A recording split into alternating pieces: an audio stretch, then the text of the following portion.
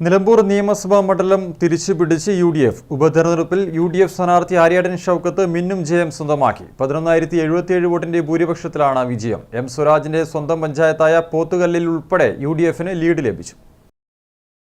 രാഷ്ട്രീയ കേരളം ഉറ്റുനോക്കിയ നിലമ്പൂർ ഉപതെരഞ്ഞെടുപ്പിൽ 11,077 വോട്ടിന്റെ ഭൂരിപക്ഷത്തിലാണ് UDF സ്ഥാനാർത്ഥി ആര്യാടൻ ഷൗക്കത്ത് വിജയിച്ചത്.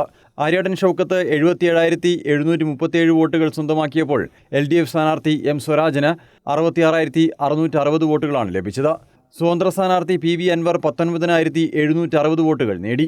BJP സ്ഥാനാർത്ഥി അഡ്വക്കേറ്റ് മോഹൻ ജോർജിന് 8,648 വോട്ടുകളും SDPI സ്ഥാനാർത്ഥി അഡ്വക്കേറ്റ് സാദിഖ് നടുത്തൊടിക്ക് 2,075 വോട്ടുകളും ലഭിച്ചു. കരുളായി ഒഴികെ എല്ലാ പഞ്ചായത്തിലും UDF ലീഡ് ചെയ്തു. ജന്മനാടായ പോത്തുകല്ലും സ്വരാജിനൊപ്പം നിന്നില്ല.